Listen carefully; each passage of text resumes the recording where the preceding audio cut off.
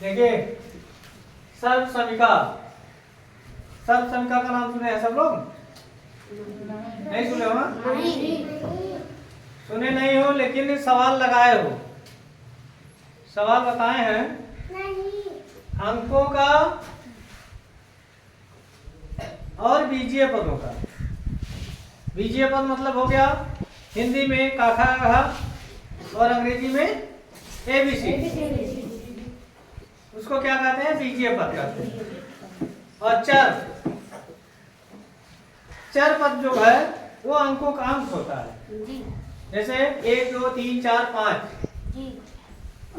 तो इसका परिभाषा क्या है? सर्वसंख्या में जो है हम एक पक्ष पे जैसे बीजीय पदों के स्थान पे, बीजीय पदों के स्थान पे कोई मान रखते हैं, मान रख करके उसको हम हल करते हैं।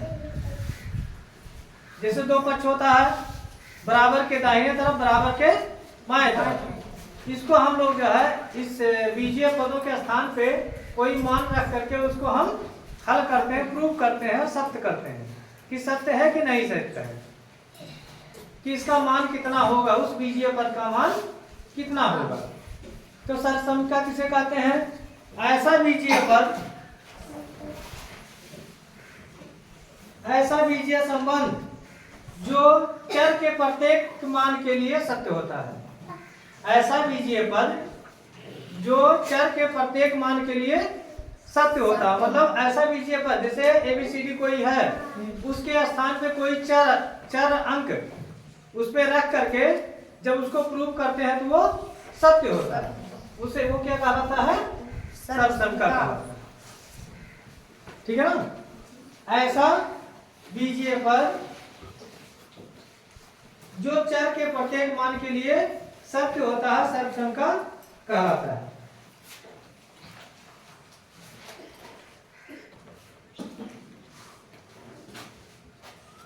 देखिए सर्वसंख्या की परिभाषा क्या है?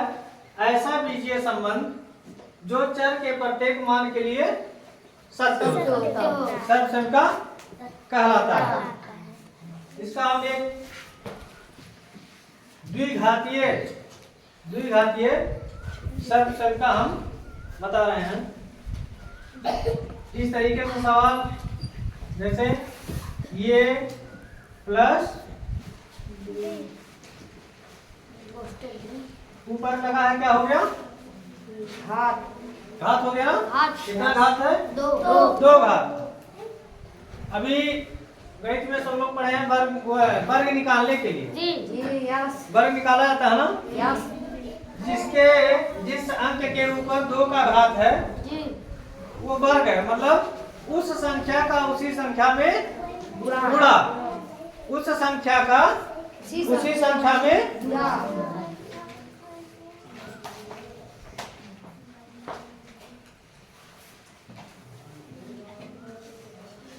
वर्ग का मतलब उस संख्या का उसी संख्या में गुणा। तो इसका सूत्र होता है, ये याद करना पड़ेगा, ये प्लस बी का होल स्क्वायर, इसका सूत्र होता है। या तो करके देखो कैसे आता है, और नहीं तो सवाल में रखना पड़ेगा। ए प्लस बी का होल स्क्वायर, ए प्लस बी का क्यूब, मतलब 3 घात, उसका भी सूत्र है। ये चीज रटना पड़ेगा सबको। ये कैसे आता है इसका सूत्र? ये इसका सूत्र ये होता है, इसका मतलब A square plus B square plus 2ab। जब इसका हम गुणा करेंगे तो ये चीज आएगा, ठीक है ना? ये प्लस बी का होल स्क्वायर का जब हम इसको गुणा करेंगे तो क्या आएगा? ये square plus B square plus 2 ये बी आएगा। कैसे गुणा करके कैसे हम उसको प्रूव करेंगे? और एक और होता है ए माइनस बी का अंक, ए माइनस बी, इसका भी यहाँ प्लस है यहाँ माइनस है, तब क्या आएगा? यहाँ पे आएगा A square plus B square minus 2ab। ठीक है ना? अंकों में हम गुणा करते थे, जैसे 4 पे वर्ग है, 4 का अगर जो वर्ग है तो इसका मतलब 4 गुणे 4, 4 यही ना होता था। इस वही सेम कंडीशन इसमें भी है। ए प्लस बी का होल स्क्वायर जो किया हुआ है, इसका अगर जो सूत्र नहीं याद है तो गुणा करके भी कर सकते हो। कैसे करेंगे यहाँ पे देखते हैं। जैसे ए प्लस बी, मतलब जो अंक है उसका हम 2 बार गुणा करेंगे, फिर उसी में ए प्लस बी का गुणा कर देंगे, ए प्लस बी का गुणा करेंगे, हो जाएगा गुणा। अंकों का गुणा तो किए हो सब लोग, चर संख्याओं का सभी लोगों ने गुणा किया हुआ है।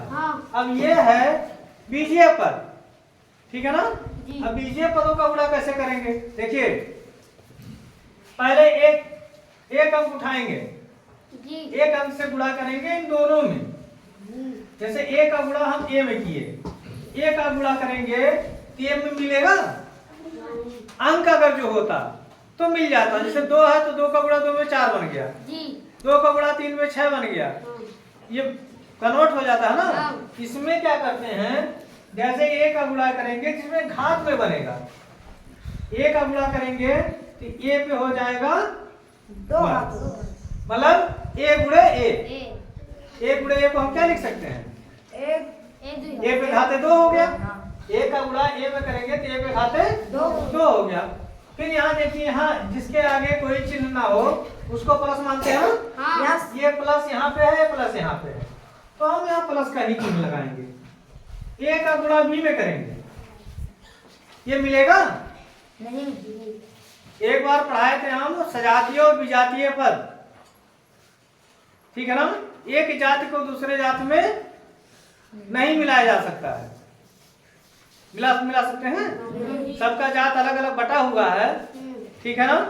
तो उसी तरीके से ये भी अलग अलग जात के, ये दूसरे जात का है, दूसरे जात का है। इन दोनों का हम गुणा करेंगे तो मिलेगा नहीं मिलेगा। और ये एक ही जात के हैं, इसलिए दोनों मिल करके इकट्ठा हो गया, ऊपर घात बन गया। इसमें नहीं मिलेगा, इसलिए ए का गुणा बी में, तो ए और बी ऐसे लिख देंगे, मिलेगा नहीं। अब ये हो गया। अब बी का करेंगे, बी यहाँ देखिए प्लस है, यहाँ प्लस है, तो बी का गुणा ए में करेंगे तो ए और बी हो जाएगा। इसके नीचे लिख देंगे ए और बी।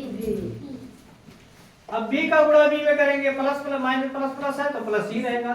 बी का बी में मिल जाएगा, ठीक है, बी स्क्वायर हो जाएगा। अब इसको लिख सकते हो ए स्क्वायर प्लस, इसको जोड़ेंगे तो ये बी कितना हो जाएगा, यहाँ 1 है, यहाँ 1 है, क्या हो गया 2ab प्लस 20 आ गया ना।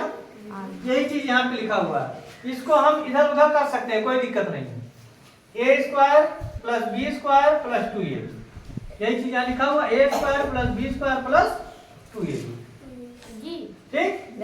और माइनस वाले में कैसे माइनस आ गया, माइनस वाले में देखिए ए माइनस बी, ए माइनस बी, इसका जब हम मल्टीप्लाई करेंगे, ए का गुणा ए में करेंगे, प्लस प्लस है, यस, ए स्क्वायर हो गया।